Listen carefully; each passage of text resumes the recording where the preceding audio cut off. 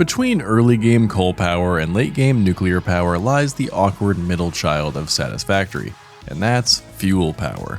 This oil-based power source offers brand new challenges to players when they unlock it, but for players who are at the later stages of the game, it can still provide a lot of power and other useful benefits to production lines deep into the game. And if you invest enough time, you might not even need nuclear power to beat the game. Hey everyone, and welcome back to Satisfactory News. In this video, I'm going to walk you through fuel power, starting with the basics and then getting into some next level ways to make fuel power work for you throughout multiple stages of the game. Regular fuel. So first, the basics. You'll unlock oil processing as well as petroleum power in Tier 5, so you'll be spending a fair bit of time on coal before you get here. You'll need to get oil with oil extractors, and over almost all other mining machines in Satisfactory, I would suggest overclocking these with power shards. Oil isn't super rare, but it's not the most common either, and getting more oil means you can get more power, and more power means more of everything else. After extracting the crude oil, you're going to need a bunch of refineries to turn it into fuel. And this is where the very first challenge of this gameplay loop comes in. Fuel has a byproduct called polymer resin, and you'll need to deal with this somehow or your entire operation will grind to a halt. The easy way is to simply sink it in the awesome sink. However, you'll have access to 2 recipes to deal with it, and I recommend using them. You can combine polymer resin with water to create either residual plastic or residual rubber. Most oil nodes on the map have water close by, so this shouldn't be too hard to deal with. This isn't going to result in a lot of plastic or rubber, but it could be enough for a smaller production line depending on what you're building, or maybe it can supply your dimensional depots. If you're doing the dimensional depot route, have a sink on an overflow, just in case. But of course, oil isn't just used to make fuel, it can also be directly made into plastic and rubber. However, this will also result in a byproduct, heavy oil residue. In this case, it's actually a liquid byproduct, so you can't just sink it, it's a lot harder to get rid of. Here you have 2 options. You can put it into a refinery with no additional ingredients and create residual fuel, which can of course be burned for power. It can also be turned into petroleum coke, with no additional ingredients, which can be sunk in the awesome sink or used in some alternate recipes later on in the game. So the whole setup is a pretty convenient scenario. The byproduct of making fuel can make plastic or rubber, and the byproduct of plastic and rubber can make fuel. If you need to, you can mix and match your oil setups to have both and cleanly incorporate them together, making a closed system. But this video is not about plastic and rubber, so let's focus on the next step in the fuel process. I'm going to be basing all of my comparisons here on a single full Mark I pipe, so 300 oil per minute coming into the system. With the default recipe, each refinery can take 60 crude oil per minute, so a full Mark I pipe can support 5 refineries. These refineries will produce 40 fuel per minute each, so per pipe it'll be 200 fuel. Conveniently, fuel generators burn fuel at a rate of 20 per minute, so you'll just have 10 generators per set of 5 refineries, and then you can just expand from there accordingly. The numbers are pretty nice at this stage. Fuel generators are big, and like any machine that cares about liquids, they can be troublesome. I highly recommend setting up your fuel generators but not hooking them up to power immediately. First, let your refineries fully produce fuel and back up, and let the pipes to the fuel generators completely fill up so there won't be any downtime or sloshing. If you want more information about liquids and fluids and how to make sense of them, go ahead and click on the video up in the top right corner. That's all about how to fix these issues. Setting up the pipe system doesn't need to be complicated. A simple manifold system will do the trick, though this is partially why letting the system fill up first is critical. This should be pretty straightforward though. With even 1 oil patch on the map devoted to power, you should see a major boost over your coal setups.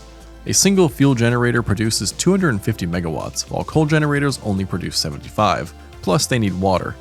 A single Mark I pipe of oil can make enough fuel for 10 fuel generators, which is 2,500 megawatts.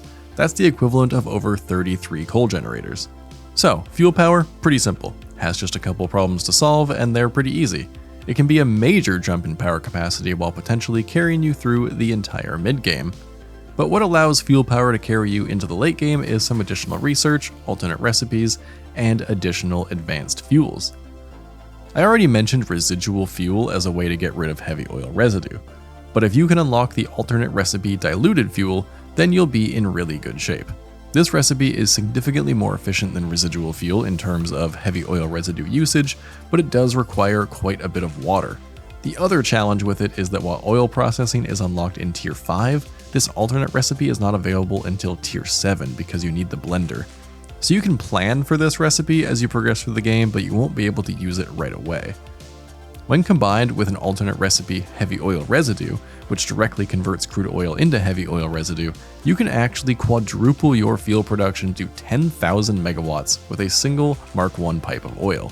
Though it does come at the cost of some extra buildings and a more complex production line, this is a great solution for expanding the usefulness of basic fuel once you reach Tier 7, and it's going to play a part into efficiencies for the more advanced fuels, which we're going to get into now.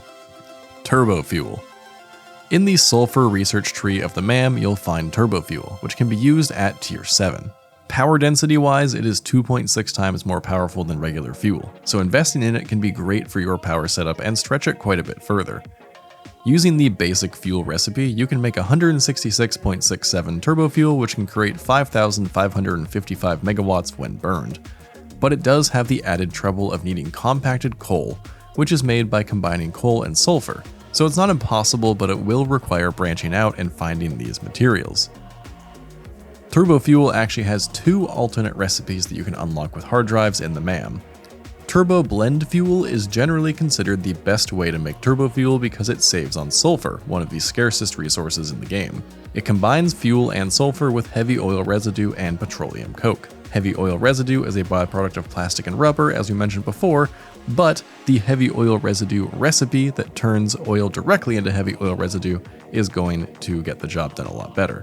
Petroleum coke is also made from heavy oil residue.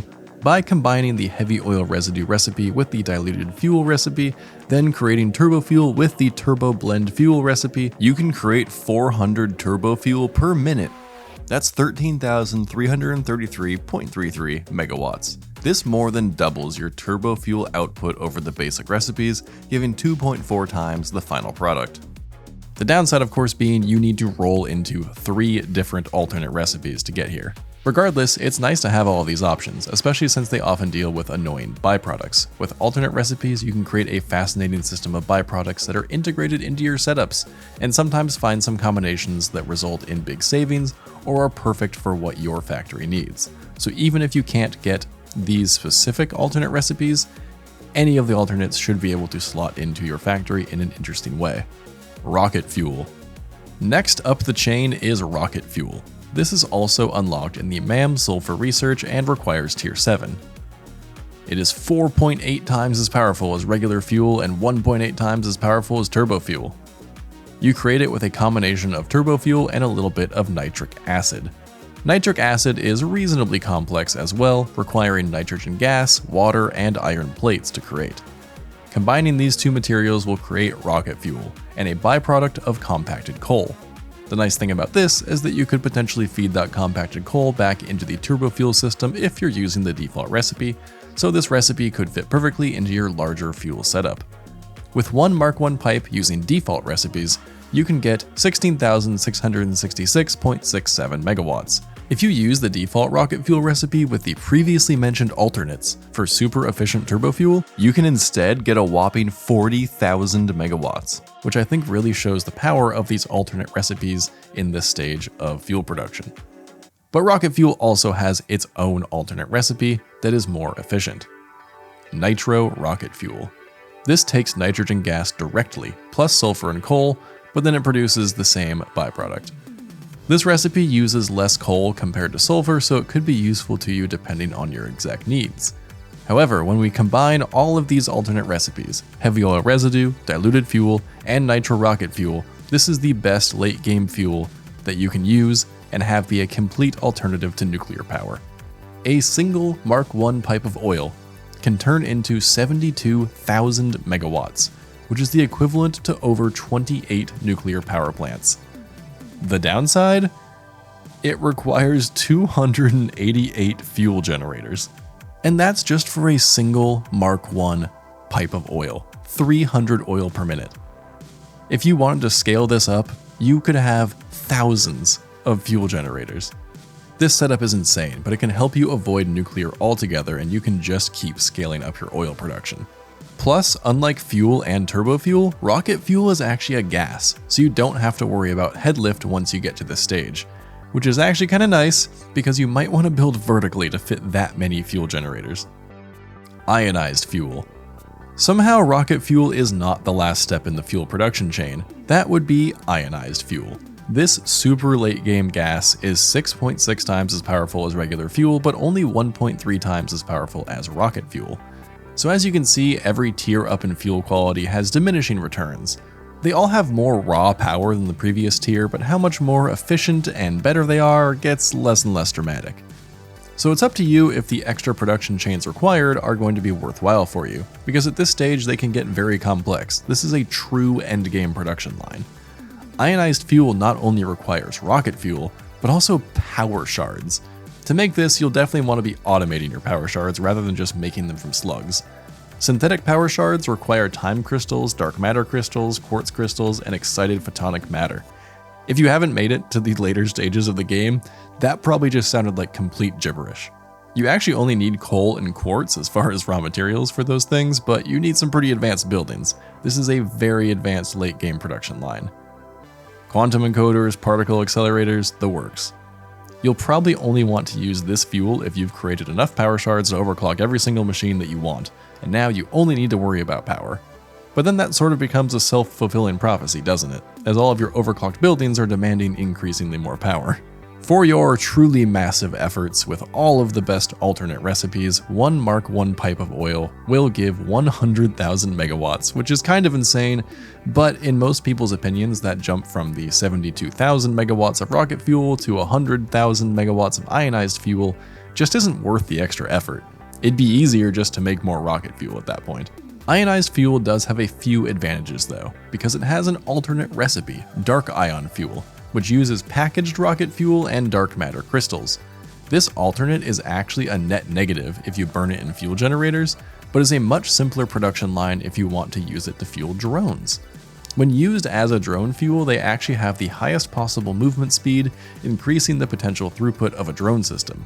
And because of the low consumption rate, the reduced output is actually balanced out. So as you can see, fuel in some form can carry you pretty late into the game, and you have multiple options. I don't think ionized fuel is necessarily something you need to worry about getting to. It's definitely not a must-have. It's likely going to be easier to scale a rocket fuel setup than it will be to create an entire ionized fuel setup, especially considering the relatively small gains that it offers. But for a super late game player that wants to do absolutely everything this game has to offer, it could be a fun challenge. For everyone else, just go to nuclear after rocket fuel if you really want a relevant challenge. So those are all the fuel types in regards to power, but I also want to have a section in this video that touches on fuel as, well, fuel. The different fuels can be packaged and used to power vehicles, drones, and the jetpack, and they all have different effects. So let's look at the jetpack first. Regular fuel is the default with an average acceleration and burn time. Turbofuel has faster acceleration and better mobility. Rocket fuel has extreme acceleration and maneuverability, but a fairly low burn time, making it great for scaling cliffs, but not ideal for traveling long distances. Ionized fuel is second only in acceleration to rocket fuel, but has the longest burn time outside of liquid biofuel. But this combination makes it the best jetpack fuel in the game, granting you both significant horizontal travel potential and the highest vertical flight. Again, the downside is the production line. With drones, each fuel type has a fuel value that determines how long it lasts, and a speed. Fuel and turbofuel are actually quite poor choices compared to the former default fuel of batteries. Rocket fuel grants the same speed as batteries, but is a bit more efficient. Ionized fuel provides the best fuel value of any packaged fuel and has the highest speed. However, uranium and plutonium fuel rods are significantly more efficient and also give the fastest speeds. All of that said, if you don't have a ton of drones in your world, it'll probably just be easier to produce a lower grade fuel for them rather than setting up a dedicated production line for batteries or using a high-end fuel. Turbofuel may not be super efficient on paper, but you have to consider the complexity of the production lines it takes to make them. It's better enough than regular fuel that it's worth it, but any more complex fuels start to become less compelling. If every second matters for your efficiency, maybe look into the more advanced fuels, but it's probably not going to be that big of a deal. For ground vehicles, the different types of fuels don't provide any additional benefits like speed, so it only comes down to burn time. In that case, the more advanced fuels last longer, and it's that simple. You probably don't need any advanced fuels for trucks though, unless they have an unreasonably long route. You'll probably find that regular fuel is fine. I've honestly fueled some of my vehicles with coal, like just raw coal from a coal node when they don't have to go that far, so they don't ask a lot of you.